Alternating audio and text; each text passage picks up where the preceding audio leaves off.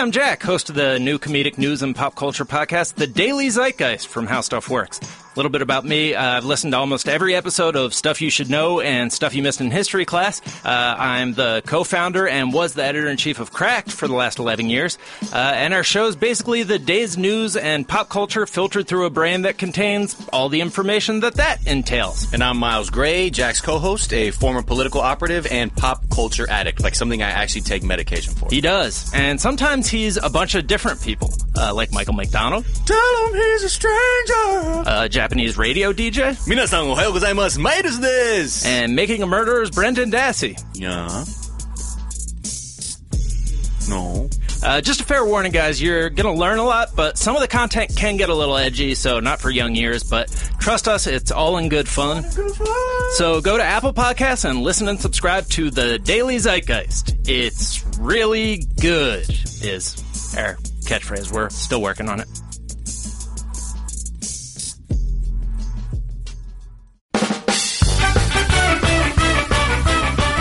This is the Best of Golic and Wingo podcast. Good Thursday morning, everybody. Welcome in to another edition of Golic and Wingo. Glad you are starting your day with us. Trey Wingo, Mike Golic, and Mike Golic Jr. here. Fellas, how are we? Doing well. Ready to roll? Yeah. Ready to rock. Whole lot. Maybe not as much as to talk about as yesterday, but still plenty of new things and a little bit of aftermath from yesterday as well. Absolutely. Yeah. We got a lot to get to. Got some great guests coming up. Tiger Woods returns to action today. Lots to get into there. Michael Collins will join us to talk about that. We have also Stugotz joining us from the Dan Le Batard Show. He'll join us at 8:05 Eastern. Adam Schefter from our great NFL Insider team will join us. Week 13 starts tonight. Cowboys and Redskins. Mm-hmm. And the color rush uniform controversy around Washington. The real Adam Schefter, by the way, not the fake Twitter account that got a lot of people with that fake New York Giants news yesterday. Correct, including myself, because I saw our Jim Trotter retweeted it, and I was like, oh, Jim. no. Oh, yeah, I didn't know. Yeah. I didn't know the fake Shefty got you. I'm sorry. Yeah. Well, no, it's Jim Trotter. It was Jim Trotter that got me. Yeah. It was Jim Trotter that got me, and then I had to take care of that. Sounds like a lot of deflection. It is, but I'm running with that deflection and staying with it. Damian Woody will join us, and Jamel Hill will join us in the final half hour of the show. Lots to get to today, but we do want to acknowledge something that happened here at ESPN yesterday. 150 people did lose their jobs.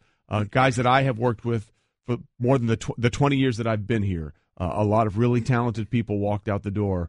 And our thoughts are with them as they begin their new adventure. But it was a difficult day here yesterday. Oh, without a doubt. The world I lived in before this, and Mike lived in before this, and we both were part of this happening in our world of being cut and losing your job and either going to another team or a career being over.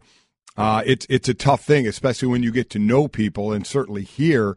You and I, Trey, have been here a long time. We've gotten to know a lot of these people for a long time, and it's, unfortunately, it's business, but it's the part of business that nobody likes to, nobody wants to see, nobody wants to accept, but it is business, and like I said, Mike, it's something that we went through in our other lives, as they say. It is, and when you talk about lines of work outside of sports, when people are around here for so long, to Trey's point, for sometimes decades at a time, to see that, or any time really, it's tremendously sad, and unfortunately something we've had to deal with a few times over now, but that doesn't make it doesn't make you numb to it when it comes up any other time. It's always a very fresh wound, and so you hope everyone lands on their feet. You obviously wish everyone well going forward for everything they did during their time here, and nothing but the best for that group of people on a tough day. So a lot of respect from us to all those people that aren't with us anymore, and we wish them all the best. And we will now do what they would want us to do, which is continue on with what we do and continue to do our best for this company. So we move on, and lots to get into today. Again, we got we'll have a ton of talk about Tiger coming up in a little bit. And we've also we'll talk a lot about the Cowboys-Redskins game. This is a sort of a play-in game. It's a play-in game. It's a play-in for the possibility of still making the playoffs. We can pretty much say the loser is done, and the winner has a little better of a chance. Like a La Jolla man, they will cling to life. There you go. So we'll see what happens there. All that coming up throughout this show. But first, let's get started with... It's time for... Off the Top. Whether you like it or not, it's just beginning. With Golic and Wingo. All right, off the top begins with James Harden. Came 1 point shy yesterday in the win over the Pacers of becoming the third player to average 35 points per game and 10 assists per game for an entire calendar month with a minimum of 10 games. Pretty impressive. The only two to have done that, Oscar Robertson and Tiny Archibald, remain the only two to do it. Harden scored or assisted on more points per game this month than Michael Jordan ever did in any month. After he got 53 on Wednesday, he finished the month of November assisting or scoring 59.2 points per game. Best of his career and tops over Russell Westbrook, who in March of this year was 58.9.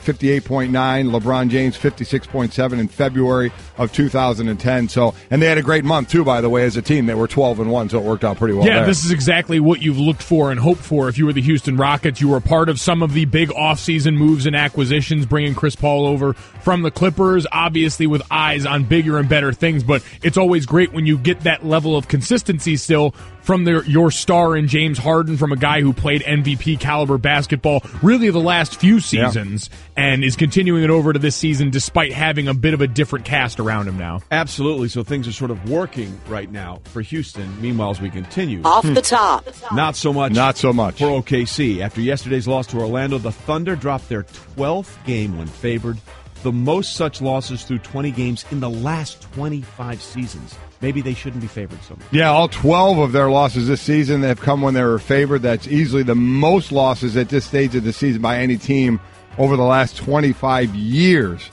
They've been favored in 19 of the last 20 games. It's been so just, Mike, how you talked about new characters in Houston. We have the new characters in Oklahoma City, and right now not working there. 8-12 overall this year so far. During the season, and maybe it's going to take time. Certainly, Russell Westbrook, we were counting the triple doubles like crazy last year, not happening so much this year. So they seem to not be meshing as well as either some people thought, or just because you have some new guys and it's just obviously not as good a team. Yeah, you really have to wonder how much right now they regret letting Enes Kanter go. Really?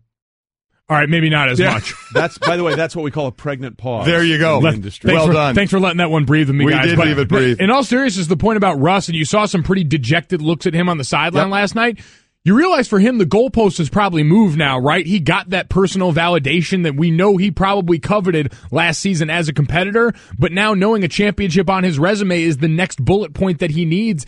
And right now, the moves that they have made to that end haven't exactly worked out. It's early, but it still looks tough right now. Those three, Westbrook, Carmelo Anthony, Paul George, they've actually, in the minutes they've been on the floor this year, which has been 432, they have outscored their opponents by 58 points, but it's been some of the other combinations that haven't worked. That's at the end of the day, that's the thing. Is that going to be, are those three going to be enough with everything else they have around them? And clearly that has not been the case so far this season. Westbrook still playing at a very high level. He was the MVP last year, so he's our MVP moment of the week, brought to you by Sport Clips. You watch sports, we cut hair, it's perfect. Sport Clips, it's good to be a guy. We continue with Off the Top. And we get into football. Washington and Dallas cling to slim playoff hopes as they meet in Dallas on Thursday night. Cowboys' playoff chances will be at 2% even with a win. 2. I mean, if the Cowboys with a win at 2%, the Redskins, if they win, it jumps up to 6.7%. Still not great odds, but basically the loser is going to be out of this. And remember, the Redskins in 2015, they won their last 4 games after a 5-7 start, so they finished strong. The Cowboys, they're going to have to finish strong offensively. The last 3 games, under 10 points per game. They do get Zach Martin back. He was in the missed some of the last game in the concussion protocol. He's cleared that, so he'll be back, so that'll help on the O-line, but this is an offense that really needs to get in gear. You mentioned that the 3 straight games with fewer than 10 points, the first time in franchise history. Yeah. Yep. So not the first that you want to be a part of for a group that, again, expectation this year was sky high, and it was the perfect storm of all of these events for them at the end of the season. So clinging to life right now, this is going to be an important one because it's not like this Washington team's lighting the world on fire. So a decent chance to at least start to get things turned around if you can muster anything up and then spin that into the next week as you continue to get healthier, you continue to get closer to that date of Zeke Elliott returning to your team, December 17th. No, the game after that. The game after that. Christmas Eve. Okay, Christmas 24th. Right.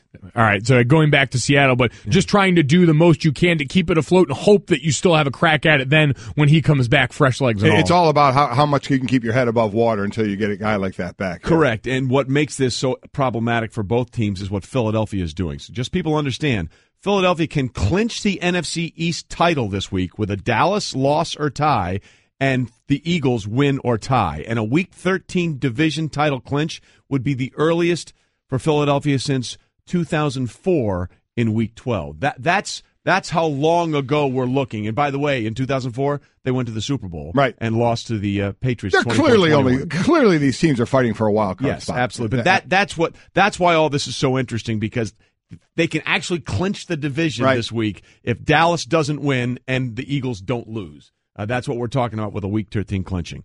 We continue with Off the Top. College basketball now. Freshman Marvin Bagley III and Wendell Carter each had a double-double for number one Duke in its win over Indiana. The pair have had double-doubles in points and rebounds in the same game 4 times this season, the two freshmen. And they've done it 4 times. 3 other times it's been done by 2 freshmen, only once during a season, during an entire season by 2 freshmen going double-doubles. They've done it 4 times already. And what Duke is really doing, because they found themselves in games where it's been tied or close, or they've been losing, and they've been absolute money later in the games. So after Duke, Indiana, they were tied at 75 apiece with 5 minutes remaining. Duke outscored them on a 16-6 run. That's what they're doing. They're doing late in these games. They're getting these runs going and putting these teams away. They are, and last night, fun to watch. A reminder, IU continues to be one of the most difficult road environments to play in, despite not being nearly as well ranked as their Duke counterpart in this game. And the ACC Big Ten Challenge rolls on tonight. Big one for us. Notre Dame going on the road to play in East Lansing against the Michigan State Spartans. And we have Jamel Hill coming up at 9:30, so her and I can battle about that, though I'm not making a bet. Yeah, I'm not making a bet. You should never make a bet. I'm saying right now, I'm not making a bet with her. Then the Notre Dame women are playing UConn tomorrow. I'm not making a bet with Rebecca Lobo, as much as she keeps egging me on Twitter to do it. I'm not doing it. You want to make a bet that you're not going to make a bet? Yeah, we can make a bet. We got a bet. We're making a bet that you're going to make a bet. You think I'm going to make a bet? Absolutely. I think eventually you'll succumb to peer pressure. Oh, my God. Why don't you just let me handle this kind of stuff, man? Put this out to pasture. You're clearly a jinx, by the way. None of your bets ever work out for us. So maybe let someone else handle this. Maybe I'll do that. I don't believe in jinx, but we'll go. The us there? I mean, the Golic family or Notre Dame, just so I'm clear here. Well, we did have where are we? We did have basically 20 people in our family go there, so yeah. I think you do have some stock options. Yeah, I would say so. Somewhere along in there, points were awarded along the way, exactly, so we feel right. personally invested. I get it. Good for you. And we continue with Off the Top.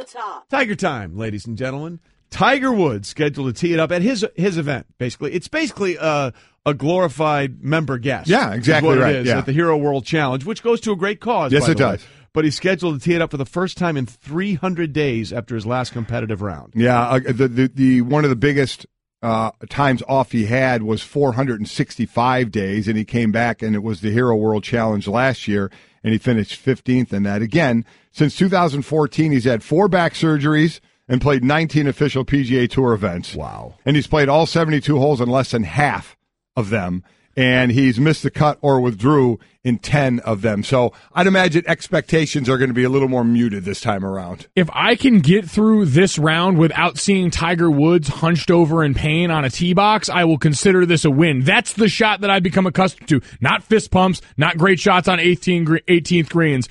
Tiger Woods hunched over at the tee box knowing that something has gone awry, a knee, a back, anything. Well, not only that, but when he came back last year at the Hero World Challenge after all this time away, he played really well his first round, but then I was watching him. He was sweating so profusely. He was so nervous because it had been so long since he'd been out there in that competitive arena. I'm like, Tiger, this is like a fun 3-day weekend thing that we're doing here. Yeah. Clearly, he wasn't sure what he was going to get to, and we'll see what happens again this year with Tiger. And we'll get into much more with Tiger a little bit later on. 7:30 we have Michael Collins on, absolutely. Correct? Yeah, he's down there. So and nobody ever moved the needle in a sport the way Tiger moved the needle for golf. Without question. So there's a lot to get into. A lot of people are hoping that we'll see something from that guy that captivated us with so many moments for so many years a little later on. Okay, that's coming up later. That, ladies and gentlemen, was Off the Top here on Golic and Wingo. And we go back as we're presented by Progressive Insurance, and all phone guests will join us on the Shell Pennzoil Performance Line on ESPN2 and ESPN Radio, or ESPN Radio and ESPN2. Either way around, it's going to work. Either way, find us both places. There you go. But the benching of Eli Manning continues to draw all kinds of reaction and all kinds of questions about how it went down, why it went down, and the way in which it went down, including a reaction from one of Eli's draft class members. Remember, he was one of three quarterbacks taken in the first round. Ben Roethlisberger was the last. Eli was the first. Phillip Rivers was the second. Eli was actually drafted by then San Diego, and then they made the trade to get Phillip Rivers to go to San Diego and Eli to New York. And this is what Phillip Rivers of the now L.A. Chargers had to say about how it went down with the benching of Eli Manning. I honestly thought it was pathetic, really. The guy, he's been out there 210 straight games with no telling how many bumps and bruises and injuries for his team. Won 2 Super Bowls, MVPs. The respect he's had in the locker room over the years, really the respect he's gained throughout the league.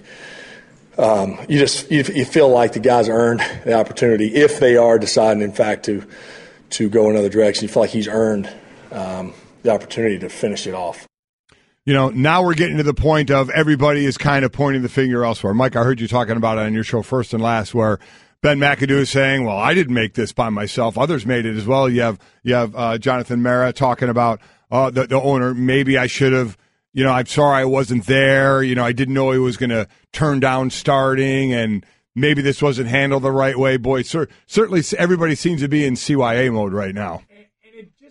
It just makes you look so... Youth Association? Yeah, or something else. Okay, yes, yeah. Yeah, no problem. CYA League, sure. Yeah. Yes, of course, everyone. Dilly. But no, I think it makes you look wishy-washy. This came up with Tennessee, where when you come out and you fold to the pressure and you show that, you undermine yourself in all of this. And when you sound like you have doubts about your own process, how is that supposed to give anyone faith in the decision that you made? Like, you made the decision, and we saw this come up yesterday, and we'll hear from plenty of our coworkers that kind of made the point that you did yesterday. From a business standpoint, when you look at this and kind of remove the sentiment from it, are the Giants at least somewhat right in their thought process of, let's try and move this thing forward with who they're going to go with? We can say that it's different because of the parts involved, but when you look at that, if you were at least to come out and present a strong front, if you're Ben McAdoo and say, I made the decision that I felt was best for my football team, if you're John Mara and you say, we stand by the decision that our football people made,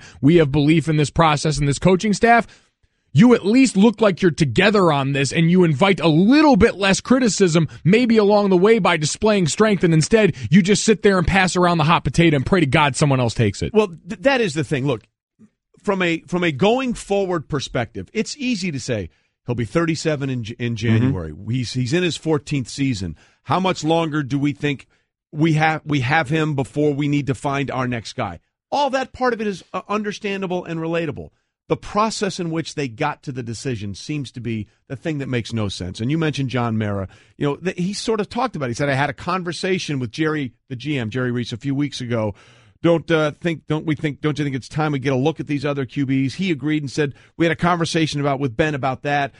But then when it all went down, it just seemed like it was for them to say, well, of course we thought he'd be okay with him starting just to keep the streak going. Right. Then you don't know that guy. Right. Very true. You don't know that guy at all. I mean, what makes a quarterback or a competitor great is the want to compete. I want to be out there. I want to find a way to help my team win. And if you thought, hey, you go do that ceremonial start thing, and then we'll take you out, and you thought that was going to be okay, you don't even know your own player. Yeah, and he's been there long enough to you think you'd get to know him a little bit or what he's about. So that was a difficult situation. I get it, and a lot still about why is Geno Smith playing because you think Geno Smith is could be the guy going forward, or is Davis Webb still not ready to be playing? I mean, there's still other questions to be answered here, but the one obviously, and about the team we're going to get into, I know the tanking and all that as well, because I certainly have thoughts about that. Absolutely. In fact, that was something that John Mara was asked about specifically. Is this sending a message to the team that, hey, we're just mailing it in this year? No, it's not the case. I mean, again, we're 2-9. I mean, we're still going to try to win the games. I read something somewhere about we're in 10th the rest of the season. That's complete bullshit. I would never allow that. We're going to try to win the game. We're just going to have to try to do it with a different guy quarterback. But you say that, but how can you tell your fans that Geno Smith and Davis Webb give you a better chance to win? We'll have Eli to find Manning? out. We're 2-9. We'll have to find out whether they give us a better chance of winning. Let them play and see. So, in other words, Mara is playing the "you play to win the game" card. Which, and again, from a business standpoint, we've seen other teams do this. Yes. Where if you're done, your season's going to be over. You're going to try a different quarterback to see if you need to go a different direction. So I get that. But if you're tanking, see, I think it's difficult to tank in the NFL with so many people involved. You see what happened with the Lakers last year. They trade away their leading scorer. They sit down another one of your top players. You could evidently see what the Suns doing the same thing. The Sixers over several years. Exactly right. So I would have more of an issue with this. Their defense is 31st in the league. Is anybody benched there? No. Are they looking at some of the younger players on that side of the ball? Well, almost every cornerback has been disciplined. Has been suspended at some point. But, I mean, it's all about the players that you put on the field. Because remember, when we talk about tanking, it's not the players. Players who are on the field are going to play. It's about who management puts on the field, maybe in thoughts of losing. That's the whole idea of tanking. But we've seen this before with the quarterback position. But why this is all everybody's getting so crazy, it's the resume and the pedigree of the quarterback that's getting benched. You mentioned it though, Trey. It's the process by which you got here, and if you trust the way that you came about this decision and you present that to us, that we're confident in the way that we came to this, you're able to absorb a lot more criticism. You're able to take that and use judo instead of karate. You're able to manipulate that and say, we understand the things that Eli means to this franchise, but at the end of the day, we have a job to do here, and we believe that we did it in the best interest of this team and this organization. Well, yeah, and that's the point. Look, we're 2-9. We're going to try and find a different way to win with a different quarterback.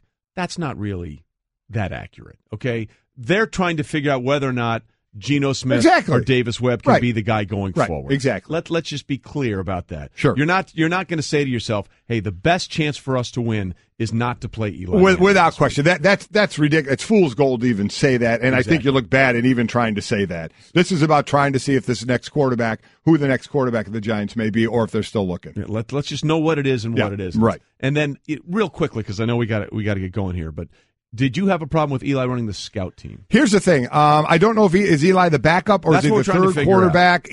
Once Eli said he's not going to start, he's just going to play his role, and the other guys are going to get their reps in. Mike, you've been on the field last before me. I mean, then it's just how it works. If you're in the position on the field that you are running the scout team, then so be it. You're going to be running the scout team, and it seemed that Eli did it with no issues. I can say this because we talk a lot about what should be afforded to a veteran quarterback. I can't imagine Eli is playing quarterback for the scout team unless Eli wants to be playing quarterback for the scout team. So it may have been something floated for him. Maybe it's a way for him to just sort of enjoy the last few weeks of being out here. Maybe it's something that helps him stay engaged. I'm not sure, but we know and believe that he should have been consulted in this decision a little bit more overall. I can damn sure tell you he was consulted in a decision as small as this one that would certainly have ramifications if it was forced on him otherwise. Oh, you saw players tweeting about that, saying how odd that looked. And Mike's right. Eli had to accept all of this. Well, according to the story by Jordan Renan, our Giants beat reporter, he said Eli said it was certainly different out there with the scout team. You think? Eli ran it and Davis Webb ran it, according to Ben McAdoo after practice. So that leaves us up in the air. Where are we in the rotation of these quarterbacks? Again, lots more that we can discuss about that coming up a little later on Golic and Wingo. Plus, we will get into the Thursday night contest between the Cowboys and the Redskins. But coming up, Tiger Woods back on the course today, 300 days after the last time we saw him competitively with a club in his hand. But what would make this comeback different? Sadly for Tiger, we've had a bunch of these attempted comebacks already. We'll get into that. Golic and Wingo, the podcast. Trey Wingo and Mike Golic Sr. The Straight Talk headline is Tiger Woods is back. The question is, what is Tiger Woods coming back like? What will this comeback be, and how it will be different from all the other ones? And ESPN's golf analyst Jason Sobel tries to get into that and explain why this comeback might be different. If you're looking for one difference from this comeback to all the other ones, it's that the other comebacks I felt like Tiger was coming back to golf because what else is he going to do? He's a professional golfer, and if you're a professional golfer, you come back and you play golf. This time I get the sense that he's really missed the game, and he's coming back because he's having fun playing once again. Of course, that's all tied together. He's feeling better, and because he's feeling better, he can play more, and he's playing more, so he's playing better, and he's playing better, so he's having more fun. I mean, that's all tied together, and you can connect the dots there. But I really get a sense that he's happier than I've seen him in a long time. So there's that side of it. Right. There's our expectations, what we all would like to see him do. And I said years ago I'd love to see him break Jack's record. I'd like to see, some records get broken. I would like to have seen that. Yeah, never not great to watch excellence. No, that's exactly right. And then once the injury, his home situation happened, but then the injuries, which take away from the actual game, I didn't think he was ever going to do it. And every time he came back, after a 143-day layoff, a 253-day layoff, a 465-day layoff, and now a 300-day layoff, expectations each time were a little less. But the more important thing has to be his expectations. Where is he mentally? Because I'm sure when he was coming back the other times off surgery, his expectation was, I'm going to reclaim my brilliance. But even for him, it has to be, I use the word muted, Mike, a little bit too. Okay, I can't have unrealistic expectations here. It seems like this time, and it took the fourth time maybe, for him to go back and say, let's just kind of see how this thing goes. So Tiger's played 7 competitive rounds in the last 828 days. Less than ideal. I said this when I was pursuing my brief stint in the NFL, that in between, I was basically a guy who was a professional workouter in between brief stints of getting cut. Tiger Woods is a professional rehabber with brief stints back in golf. He's technically on the shelf right now, getting ready for his comeback to rehab. So that's the world Tiger Woods lives in now. Trying to reverse that's a tall order. And to your point, manage expectations in this. I said it sort of, jokingly. We're not joking about him getting injured, but to just see him get through a round where he can walk through the entire 18 holes and get past that is a triumph in the world of Tiger Woods. Aren't you doing that? You're now. Waiting on every swing to see if he's going to move a little bit or grab his back or something? Yeah, well, there's two things here. Number one, you want to remember, you want to see those things from that guy that you remember just being so, whatever, dude, 295 yards out of a sand trap over water to a green that has, a tuck pack pin left and the wind's pushing right. No problem. You say, are we going to see one of those? And to the other side, or are we going to see, are we going to see, grab his knee? I mean, it's just, he I don't know, there was a more, I don't say polarizing, there was a more dynamic guy in sports for a incredible run of years than Tiger. I mean, you just said the word Tiger and people's eyes lit. Well, Tiger, what did he do? What are you talking about?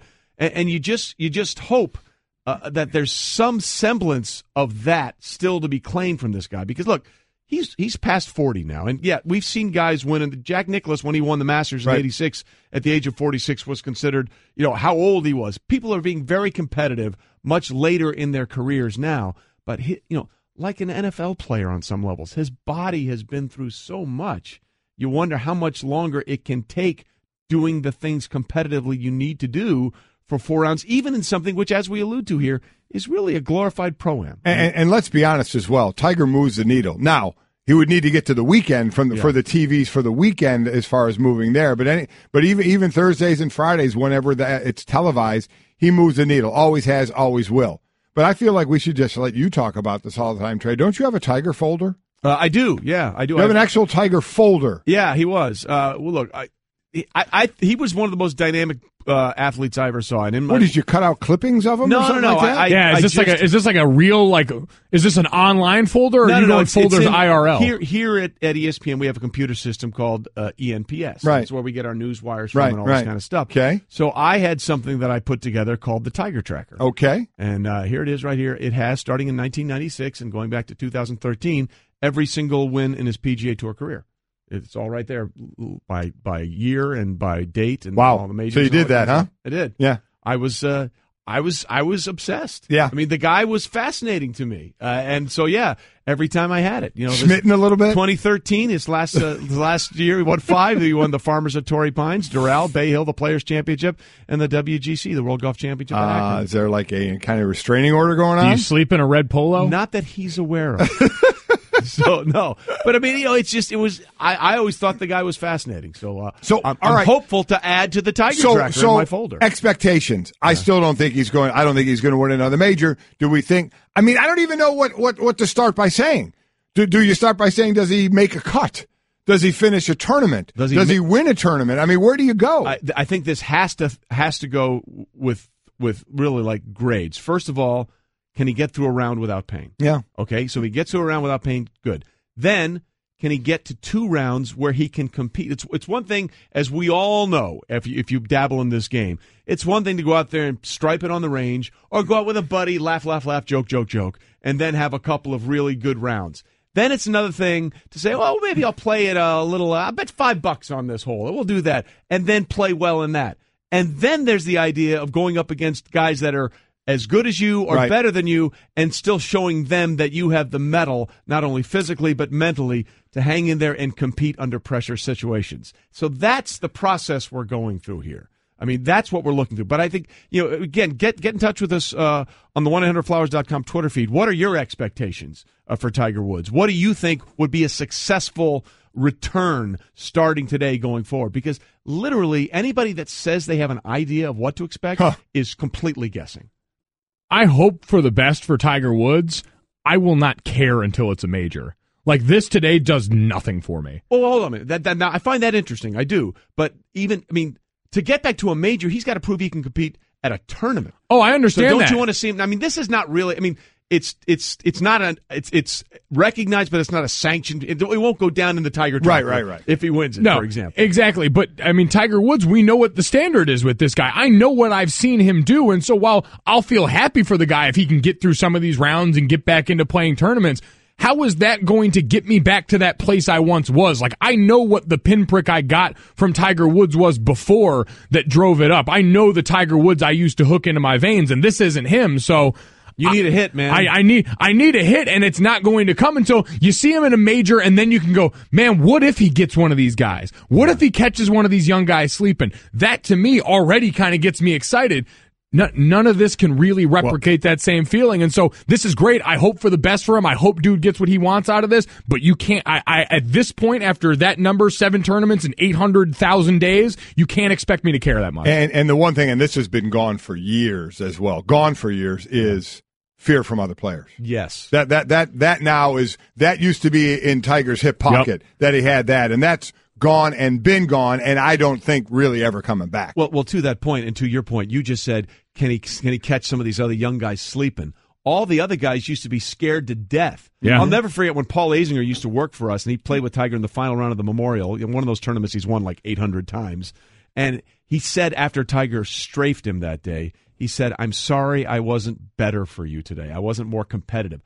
Justin Thomas, the PGA champion who's playing with Tiger around, he said, I want to go out there and kick his ass. Yeah. Okay. No one ever said that. That's exactly about Tiger Woods. Exactly right. You said, I hope to go out there and not get embarrassed. Right. And these guys, to your point, they have a completely different mentality than we have of Tiger Woods.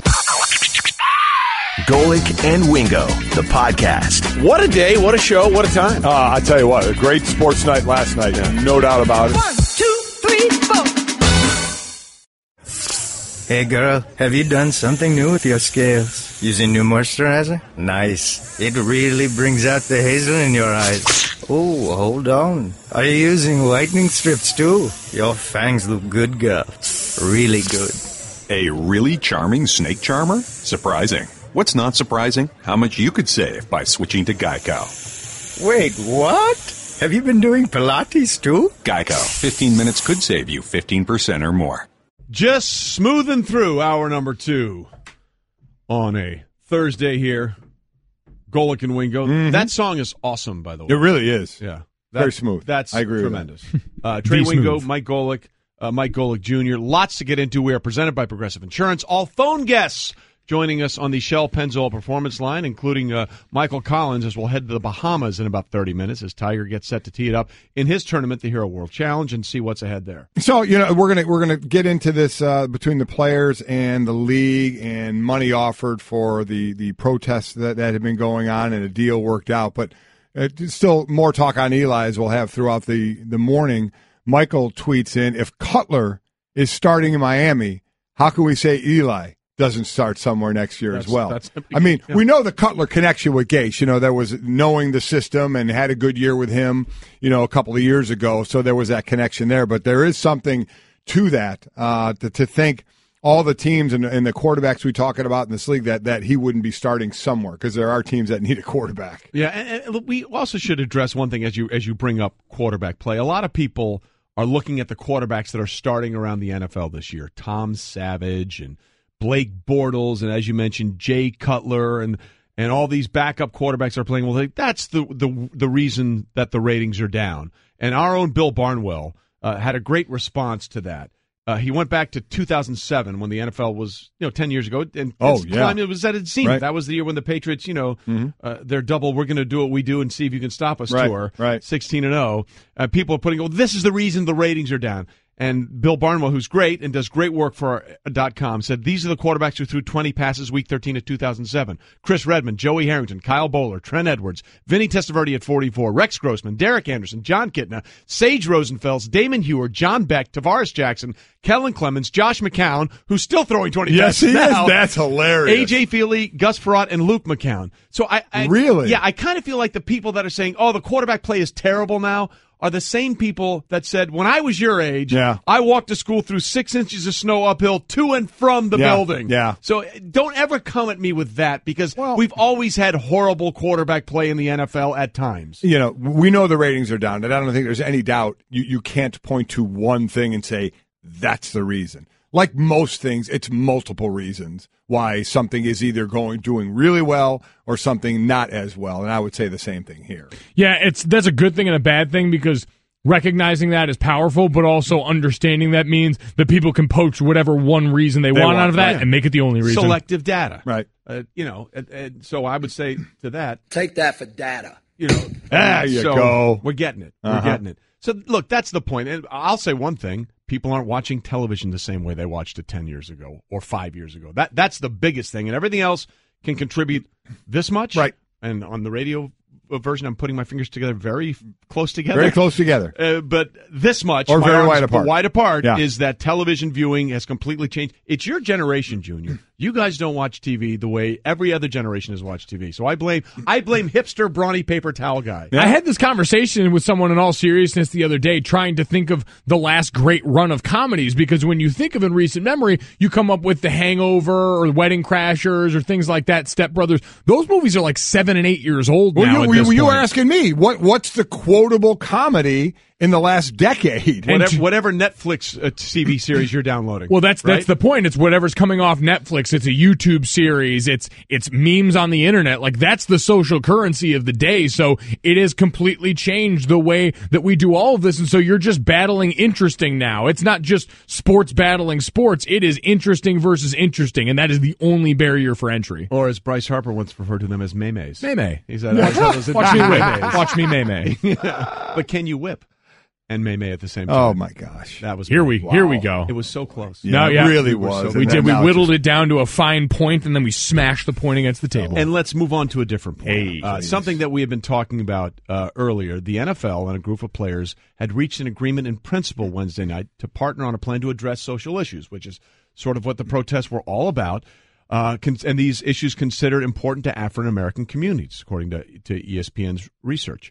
The NFL had pledged to contribute some $89 million over 7 years to projects dealing with the criminal justice reform, law enforcement, community relations, education, et cetera, et cetera, et cetera. But during a conference call Wednesday night, Eagles safety Malcolm Jenkins and Anquan Bolden, who led a group of roughly 40 players, basically, this coalition, came under some scrutiny. And some players that weren't involved in the process were very upset about this, how it went down, the way it went down, and what these dollars meant, including one of them is 49er safety Eric Reed. As far as the proposal, I think it's important to emphasize that it's a proposal. It's just things that Roger Goodell has communicated with us. It's not even, it hasn't been brought to ownership yet. So it's not real. When I started doing this, it wasn't to get funds from the NFL. It was to raise awareness. And even if the NFL were to fund my organization, Malcolm's organization. That doesn't change systemic oppression. A couple $1 million in the grand scheme of our country. It has to be bigger than the NFL. It has to be bigger than just my organization or Malcolm's organization. So I give kudos to the NFL for wanting to step up and help us with regard to systemic oppression. I question their intent behind it. I personally think they just want the protest to end because it's affecting their bottom line.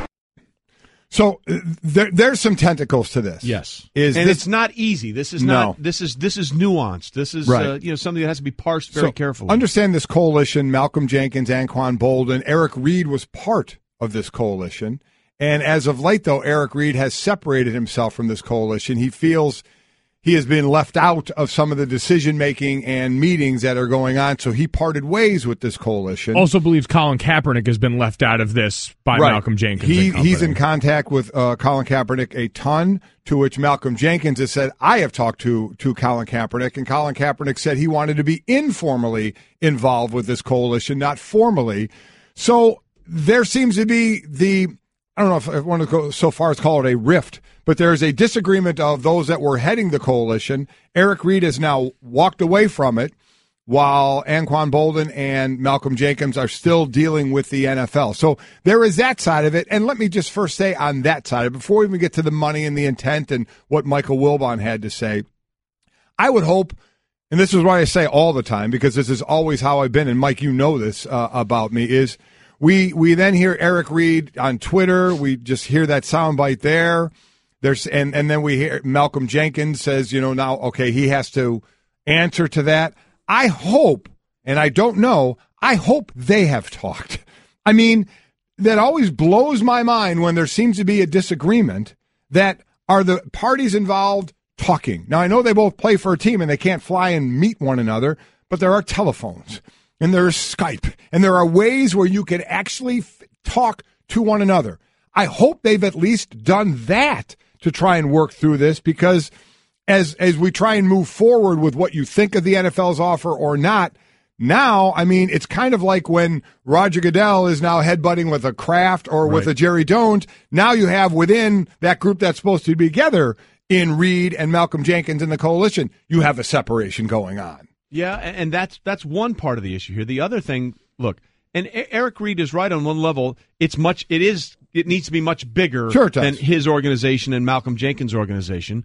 But at some point, it has to start with something, does it not? Yes. And $89 million over 7 years to the organizations that they are saying to the players, pick and choose what you want. I mean, I believe when we covered this on NFL Live throughout this entire season and even parts of last year with the protest, the whole point, Damien Woody said it best, was to use the biggest platform you have to get a discussion going, to get something started. And while this may not be the end result, it certainly feels like it's the beginning of something that can be built upon. I think what they're worried about, and as we kind of have digested a lot of this sound already this morning and on the show I did earlier, trying to see what it is, I would imagine a lot of this is driven by fear that you lose just what you talked about there, Trey. Because I'm sure Eric Reed, when he said, I question the intent, this feels like hush money to him. And there's no agreement that says they have to stop protesting, and there's no quid pro quo. We've heard all that stuff. But we know the implication here. The owners have said as much as we hope that these guys will choose to stand after this. And all I'm sure Eric Reed envisions is a world where once this money gets taken, there's extra pressure then on the players. Hey, we did this for you guys. Owners in the building, like, look, I came to play. I met you halfway on this. Meet me halfway.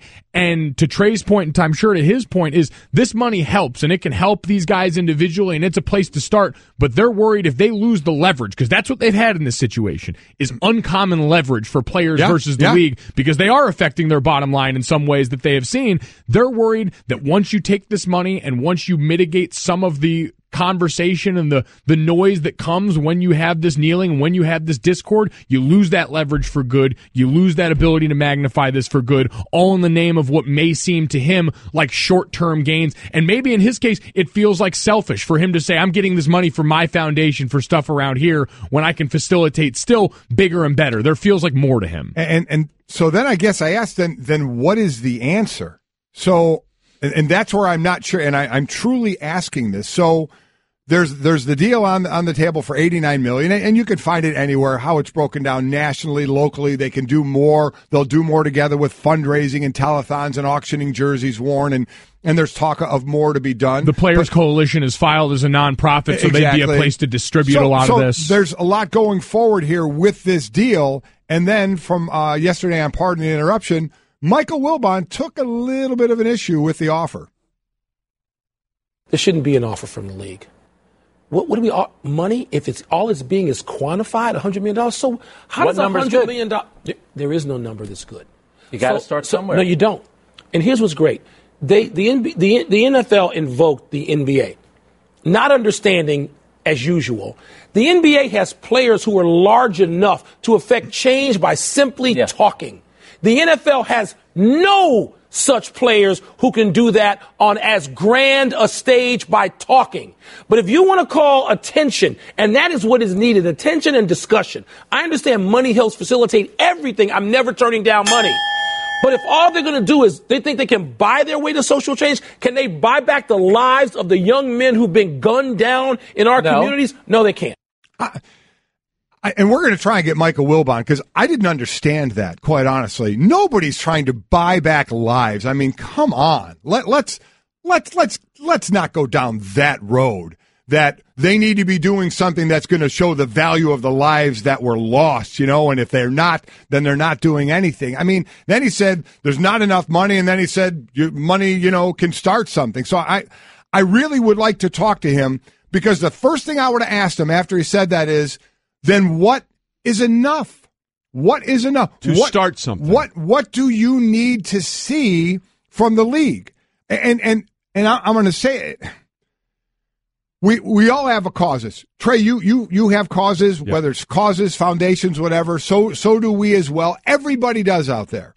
And the one thing I can say is, if I have a cause, or if you just imagine out there, you have a cause, a foundation, something went on what in your life, in your family life, something where you so strongly believe in this, and then you want to get others involved. I'm just going to say this. You will never get others to care about it as much as you care about it. So you're not going to get 32 or 31 owners with the public in Green Bay, Packers, 32 owners to all say, yes, we're going to do everything you're doing. We are going to stand with you every step of the way. We are just as invested as you. They're not. They're not. We're talking about African Americans in trouble they're going to, and basically 31 old white guys, billionaires, right? So to think that they're just all going to lock arms and say, we are in this 100% with you, that doesn't happen anywhere. Because you know what happens? You say to a friend of yours or somebody that has a cause, listen, I'll help. I'll come to an event. I'll do this, and I'm going to give you money as well. And that goes toward what you want to do. So I guess that's what I would ask Michael Wilbon. What's your answer? What do you need to see from the league? Do I think this is in part, without question, here's a lot of money. Hopefully you'll stop protest. Absolutely. Absolutely, I think that's part of it. But on the other side of that, I ask, what do you need? What, Michael Wilbon, do you need to see from the league where you say, now they're doing something? Now they care as much as the players? Because as I just said, nobody is going to care as much as the people who initially start the foundation or the protest. Yeah, we'll see if we can get Michael Wilbon to come on and address some of those things with you as we continue here at Golic and Wingo on ESPN Radio and ESPN2. Again, we'll head to the Bahamas in 15 minutes for Tiger Woods making his return to competitive golf. But in listening to you there, the one thing that struck me, Mike, was the issue that the NFL has, perhaps, that is a greater divide more than any of the other big four sports in this country. And it is the relationship between the players and the owners. We had Adam Silver on earlier this week, and he was talking about how to get rid of the one-and-done rule in the NBA, and he said, we're going to talk with Michelle Roberts, who runs the NBA Players Association, and we're going to try and find a way to work this out together. We had Rob Manfred on earlier this week, the commissioner of Major League Baseball, and he said, yes, with the netting and the pace of play, we want to work with the players' union to come up with some sort of way that we can agree to this on both sides. And even after the bitter, drawn-out dispute of the last collective bargaining agreement in 2011 that came through with a 10-year CBA, collective bargaining agreement between the players and the owners, there is still bitter bitter divide between the players and the owners over so many issues that seems to always get in the way of every conversation that's framed about these two sides trying to do something collectively together. And I think to that point and to the point that you just made, Dad, about not caring about it, the NFL, we know they're constantly looking out at what the other leagues are doing. We see that contractually with the NBA. Right. You know what else they see? They see Adam Silver arm in arm with the guys in that league saying, I believe in the causes that you believe in. And we've talked about it. The guys and the players seem to want the influence and the scope that these owners provide as much as their money. And so if it just feels like you're getting money but not the rest of it, then these guys are wondering, is that enough to give up the leverage that we have right now? And that's the difficult place. I'm not jealous of Malcolm Jenkins and Anquan Bolden for the reason that they're in now. This is sort of a microcosm of what we see in negotiations every time, which is it's difficult to know if they're representing all of what the constituents in that group want. Because I'm sure to them, they're looking at this and saying, man, we can do a lot of good with this money. We've got these specific goals. But are they the goals of the whole? Are they representing the goals of and is that even possible to properly represent all of those groups? So that's a difficult prospect when your gain and something you see can be very much a positive, but maybe giving up leverage for something bigger. And you're saying, well, I don't know if we're going to get bigger, but you've got other guys around there that look at that and say, this is maybe the last time we'll have the ability to do something like this. If it's all about just trying to get more money, then you're basically. Well, I don't know if I don't think it is more money. I don't think there's a dollar amount that satisfies Then I that. guess I'll go back to, are they asking the owners to care as much as they do?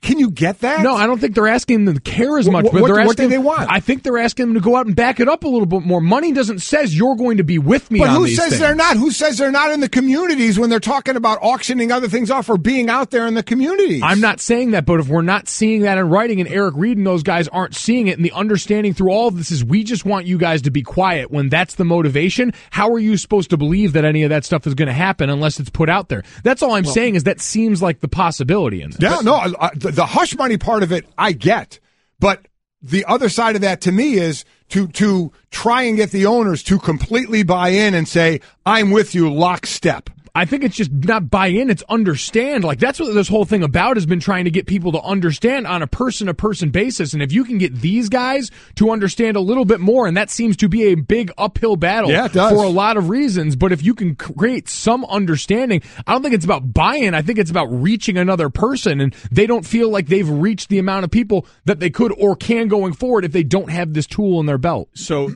would it be fair to say, just so I understand your perspective, your point here, you think it's not about buying, but having everybody buy in?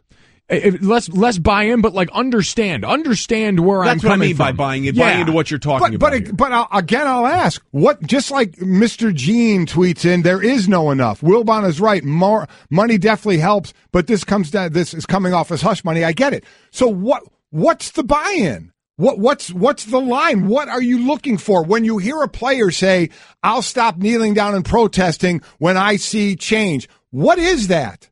What is that? I can't answer that because that's not my community. That's not the change that I'm seeking, and you can ask that question, but I also don't think this is something with a finish line. Like, this is something that has a lot of tentacles to it, to the point that we made earlier. So asking and demanding that there's a concrete marker for success in this. They're the ones saying it, though. They're the ones saying, I'll stop when I see the change. So it's fair to ask them, isn't it? Okay, what's your definition of change? What are you looking for out of this? I mean, I guess I'm saying it's a big end game that I think defies having one marker for the perception. Listen, I agree with that. I don't think anybody's saying there's an end game. No, with this. Absolutely not. This is not an end game. This is to get people to the starting line. Right. I mean, I think that's the point. And to that point, I would love to hear from what Malcolm Jenkins and Anquan Bolden, because they felt good enough about this as a starting point, not an end point, a starting point. So where do we continue this conversation going forward? Isn't that the whole thing? Yeah, well, yeah, it is. And I think they're worried about the conversation dying going forward if they take this money. So I guess my question then to that is, then what keeps it going? So does that mean they'll never accept money from the NFL? I mean, Sherrard says that my son, Mike Jr., you're hitting the nail on the head about the NFL and their offer and their players declining. By the way, the players aren't declining. No, it sounds like it's agreed to. No, the players are not declining. They're still trying to get it over the goal line. There's a little angst from people like Eric Reed to the points that people are bringing up on Twitter and to what Junior is talking about. but it does look like this money is going to go forward. And the breakdown is all in the story on ESPN.com, where it's going and how it's going to be allotted. Look, no one's ever going to solve this in a 17-minute radio segment. Let's be 100% clear. And we should not be the people deciding whether or not this is. No, absolutely not. Let's just be clear about that as well. I'm just trying to ask the questions, and I know, Mike, you're trying to answer, but that I don't have the answers. I'm just asking the questions. And the one thing I completely agree with you is, and I agree 100% with Michael Wilbon, is that the NBA players, they have a stronger voice. Yeah. I completely agree with that. So to hear them say what you said, that maybe they'll lose their voice, at some point there has to be something concrete that comes out of this where it may end up that way. But and I guess I would say to that point is, money is great. But we've always had guys, like that's been the one thing that's come up in this, is it shined a light on. There's always been a lot of guys around the league doing a lot of good for places locally like this, being involved in things that people didn't see before. Yes. And this shined a light on them. And I'm sure they're worried that as great as all this money is, the minute you take that light away, it goes back to being like it was before. Like, we laud the NBA, but the NFL, the minute those guys took a knee, made a stand for themselves that was louder than anything these other leagues have done so far. And they know that this is one of the only things they have because they've seen what it was like before. Look, absolutely. And at the end of the day, in all of these conversations, it goes back to one fundamental principle that we've talked about. Is there trust between the players of the NFL and the owners of the NFL? And that seems to drive everything more than any other league. And I think that's the bigger issue that some of these players like Eric Reed are afraid of if they take the money. Right. Because do you trust these guys to continue the process if you take that cash? Golic and Wingo, the podcast. It was all sort of one big giant Jell-O mold. It's very interesting where that went. You ready for a little over-under? Let's do it. All right, Golic and Wingo here, ready to wrap up the second hour with over and under, and let's start right here, right now. Over-under 1 of Jerry Reese, Ben McAdoo, and Eli Manning that will still be with the Giants next season. If Jerry Reese and Ben McAdoo are both gone, I believe Eli Manning can still be back. Really? Yes. With a new GM and a new coach that would say, all right, let's work on the running game. We have a defense we think that could still be good. It was a couple of years ago. So I will say, it's at 1, though. Yeah. I think it will be 1. So you push? I'm pushing. I'm going to go under because I just think at this point Eli's like, really? Really, dudes? But you don't think Eli, with new coach and GM, may have a different thought process? Or is it going to be still he puts it on the owner? I think he wants to go this way and prove that all of you are wrong. And, I think it goes above. Because you heard John Maris say we are all worth talking about this. I think it's a 0. Move on to this one. Over-under brought to you by Amazon Music Unlimited. For a limited time only, sign up today. Receive 3 months for 99 cents at Amazon.com/Music Unlimited. Now we move on to the next topic. Over-under 7.5 teams that can still make the college football playoff. So top 4, we have Alabama, Georgia, Miami. That would be the 7. 8 could be Ohio State. So, I think there's 8. So you think over? I'd say over. Yeah, I don't know how you can't say there's not 8. I'm going to go under. I'm going to say there's only 4. Only 4 teams can make it. So only 4. I'm just playing the zero-sum game. Four teams are making it. That's it. 4. I hate you. I just hate you. We'll move on to this one. How about this one? Over under 0.5 wins for the Browns this season. They've got the Chargers, the Packers, the Ravens, the Bears, and the Steelers. I still think they'll win a game. I don't think they'll go on 16. So I'll go over. Yeah.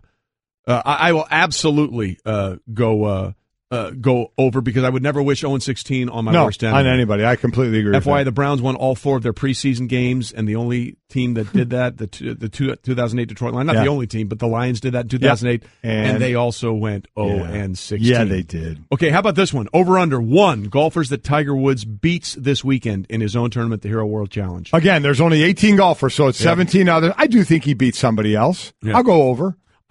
I want him to go over. In fact, I want him to go way over. I do too, but in realistic, thought process that he's still not going to golf that great, I still think it'll be over. Yeah, I'm going to go over too, just because I want that to be the case. But again, as we had Michael Collins on, anyone who thinks they know what's going to happen is kidding themselves. And none of us know. All 17 of these other golfers are ranked in the top 32 in the world. Last I checked, Tiger was ranked in the 1100s. It's not good. Not good. Not good at the moment. It's a high number. The fact that he's ranked is actually amazing. Okay, how about this last over-under? You ready? In the minute that we have left. Okay. Mornings this week, I've reconsidered the job when my alarm went off. Over and under 3. Oh, there's no between today and yesterday. You got a little tired. Today and then tomorrow, it will be over without question. You questioned it when the first day you walked in, so that was one right off the bat. That's fair. I'm going to say, just in deference to the great crew that we have, including Cliff and Ray and Stanzik and Brett and Devin, and of course you and Junior. Whatever. I'm going to say 1. It was under. It was just the first day. You're a liar. Absolutely. You are 100%. just a liar. But I know who to lie to. And That's I'm true. looking at all And of you know you what? guys that are doing such a great job. And you're doing it with conviction. Yes. By the way, quickly going back to the golf tournament for Tiger. Last year, he beat 3 people. There you go. Golic and Wingo, the podcast. Let's not expect too much. There's only one person out there that's expecting way too much out of this guy too early. We know who that is. It's his father.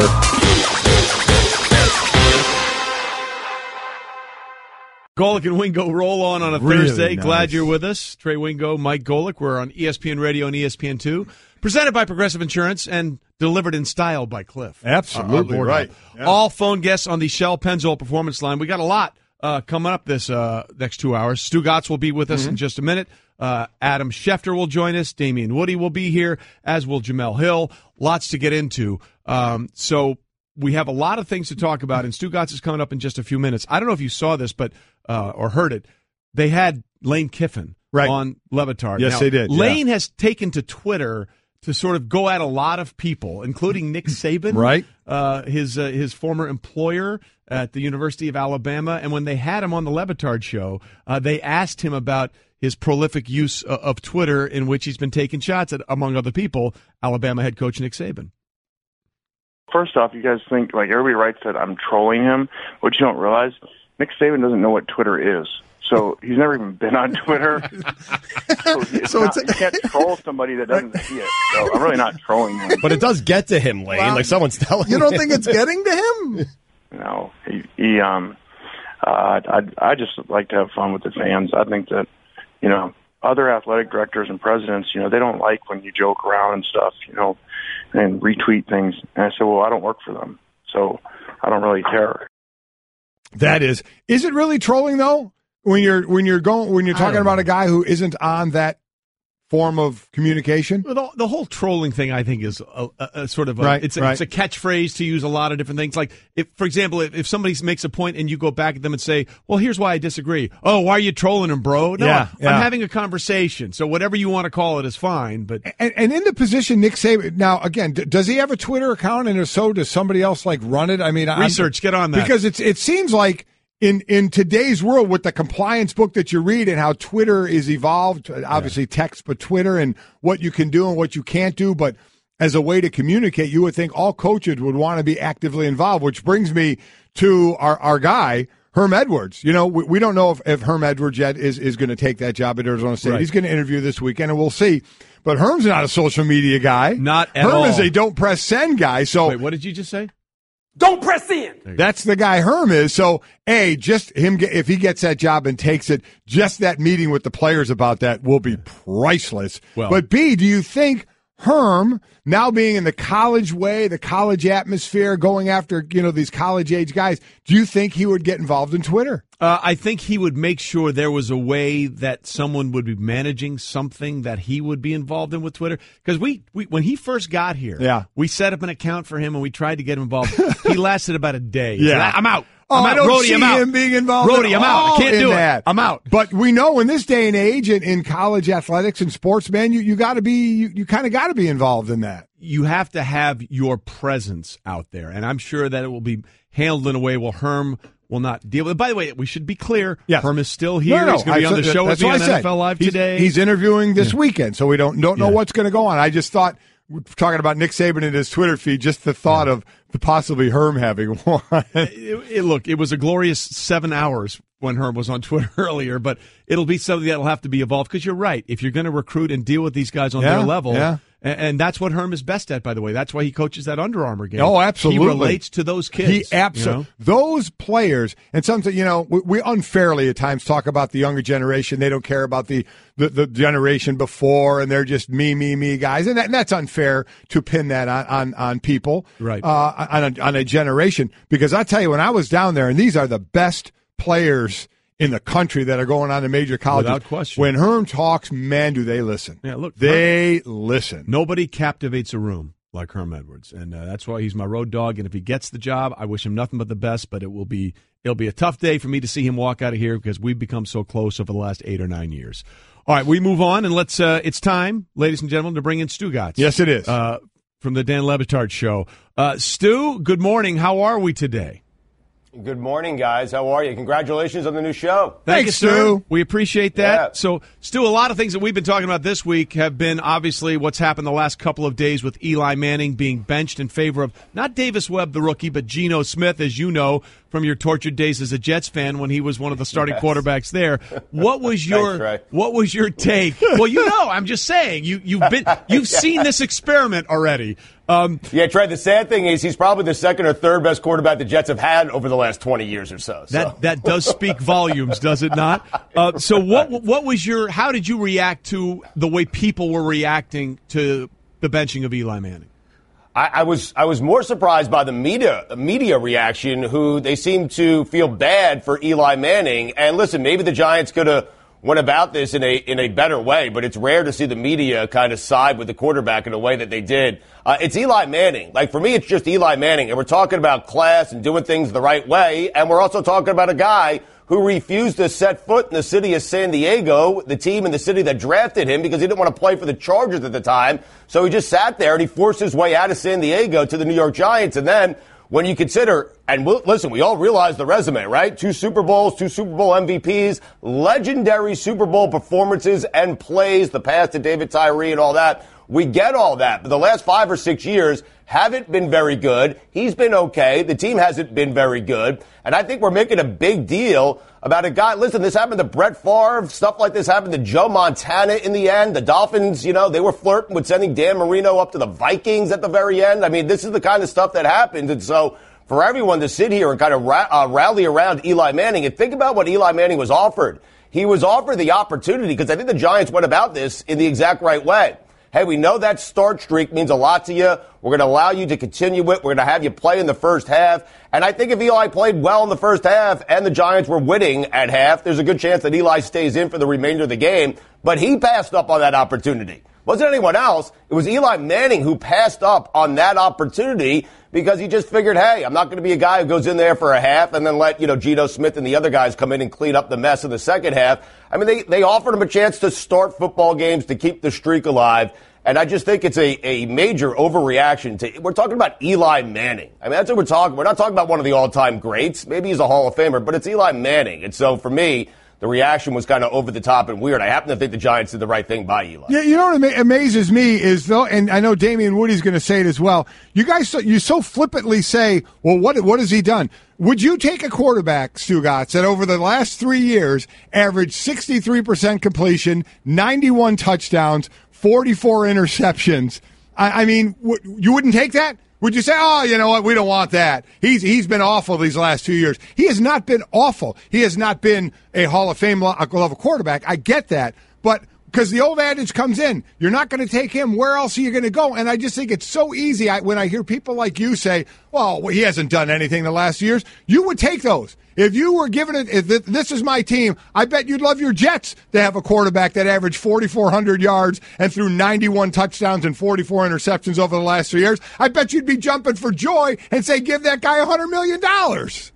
Mike, of course I would, but I'm a Jets fan, and we're lousy, and we stink. And I just told Trey that Geno Smith, I think, is the third best quarterback we've had in the last 20 years of Jets football. I mean, naturally, I would take it. And again, but Mike, what are you supposed to do here? Because the Giants are clear. Mike, they're not even close. The offensive line is a disaster. All 3 wide receivers got hurt in a single game. They're calling up guys from the practice squad. They have no running game whatsoever. And Eli's towards the end of his career, and they're not close. So what are the Giants supposed to do here? They want to lose games. They're probably going to take a quarterback next year. Eli's probably going to be on Jacksonville or Denver next year. Wait. Let me stop you there. Yeah, hold on. How do they want to lose games? So they take a quarterback out because they want to see what the next quarterback is. If you're going to try and lose games, you have one of the worst.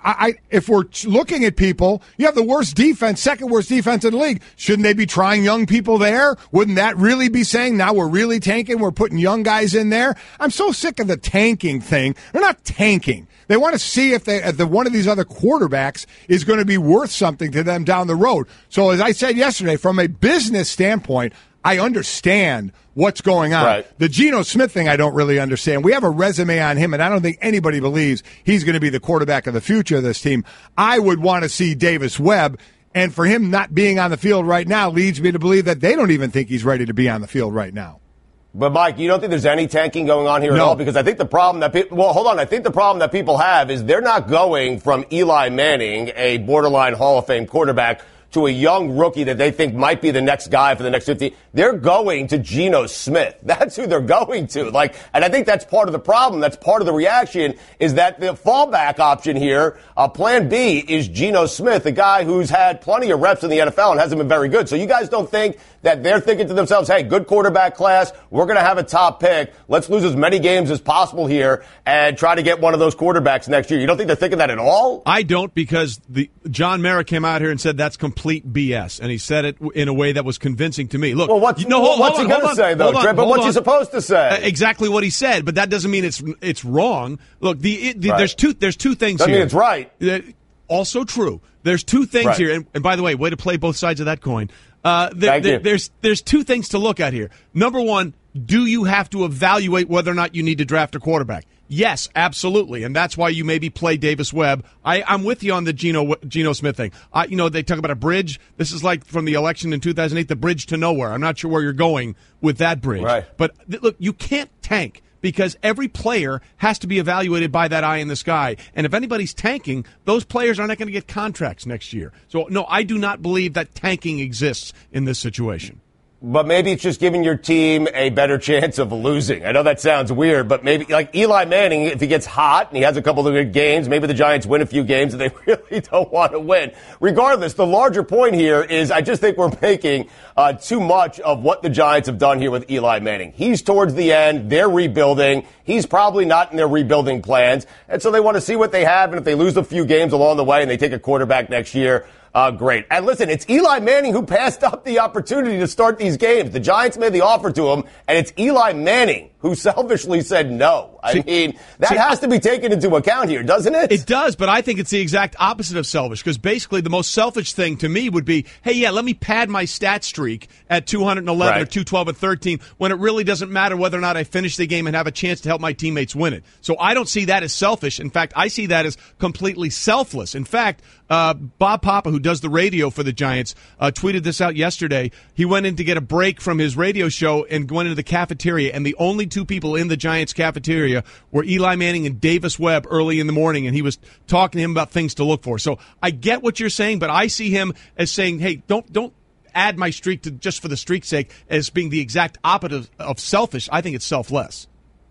Okay, but Eli has to think, if he truly cares about winning and cares about the team and the organization, and Trey, I totally get what you're saying here, maybe he says to himself, you know what? Starting the first half of games gives us a better chance to win because I'm the quarterback with the most experience. I'm the quarterback who has the most on their resume. So me just maybe even playing a half gives our team a better chance to win. And I don't know, what do you guys think? If he's playing well through the first half and the Giants are winning the game, Eli's 14 of 17, 200 yards and 2 touchdowns. The Giants are up by 3 at half. Do you really think they're going to go to Geno Smith? I think Eli passed up an opportunity here to A, keep his streak alive, B, maybe he plays the whole game, and, C, it kind of prolongs that streak that I think he cares deeply about, and he should care deeply about it. It's an impressive streak. Right, but Mike, I think they've already told him we're going to play these guys. So exactly right. I don't think that the idea that they would keep Eli in if they were winning was even part of the equation here. Yeah. They've already said we need to play these guys. Yeah, I think so as well. But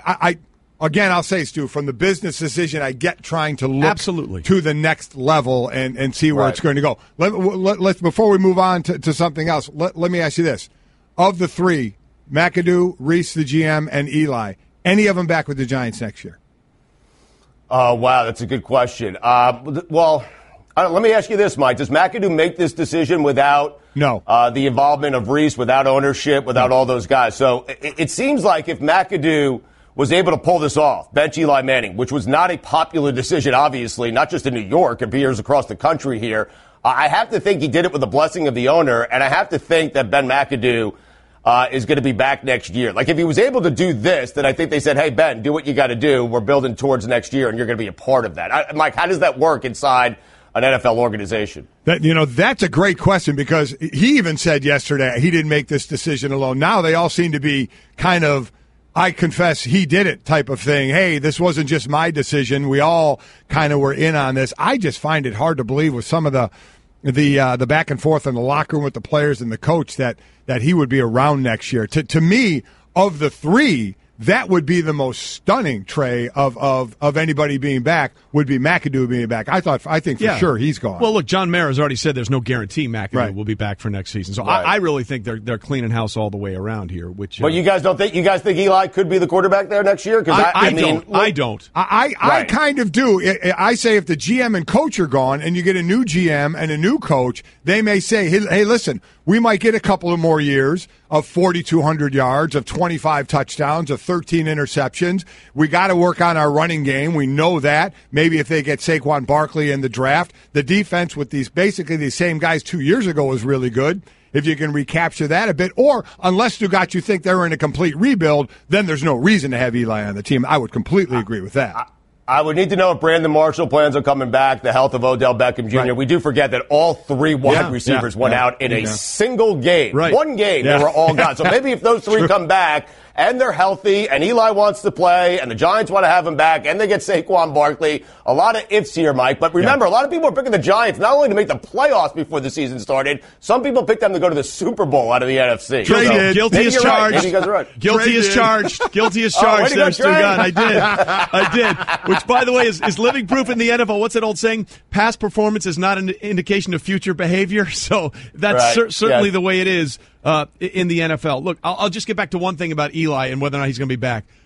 I don't think the same guy who made sure he didn't want to go to San Diego that you alluded to in the draft is the same guy Eli is now. And if he feels like the organization, whether you believe it or I believe it or not, if he feels like the organization has cut him under, I think he's like, you know what, fine, I'll go on and prove myself somewhere else. More than anything else, just to prove to you guys that you were wrong. I mean, I think that's the kind of guy he is. And I totally agree with that. And he should want that. He should be hoping for that. Like, I think playing for Jacksonville with Tom Coughlin there, or going to Denver where his brother went and won a Super Bowl, like, I think those would be... How crazy would that be, by the way? It would be crazy. Those would be good endings. Either one of those would be a good, I think, a good happy ending for Eli Manning. But we do talk about the loyalty stuff all the time and how the Giants are treating him.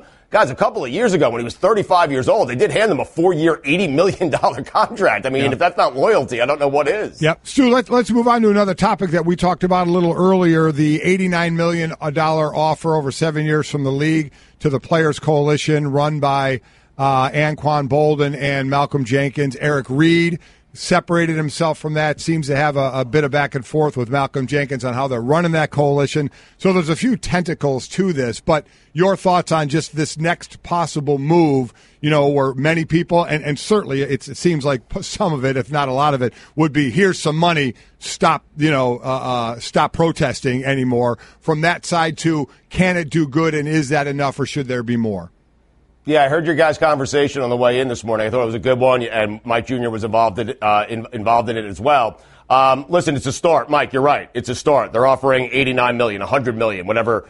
There's a couple of different reports out there. And so it's a good start. But I understand the players wanting more than just money, because it does seem like hush money. It does seem like, listen, you guys are hurting the product by kneeling for the national anthem. We want it to go away. Here's $90 million to make it go away. And let's be honest, that's what billionaires do. That's how they make their problems go away. With money and with high-priced attorneys, that's what they do. And that's what this feels like. And the NFL players, I think they'll take the money. Who wouldn't take the money? It's going to help, obviously. But they want to see actions as well. Actions to them, I think, in this case, mean more than money. The money helps. They'll take it. But they want to see a plan of action as well, where the NFL will actually get behind them and go into the inner cities and do some actual real work with the NFL players. I think the players want to see this. And what's interesting to me is this is a negotiation. We've all been parts of negotiations before. I botched many in my day, but we've all been parts of negotiations. And so how important is this to the NFL owners? That's what, if I'm the person in charge of the players, right?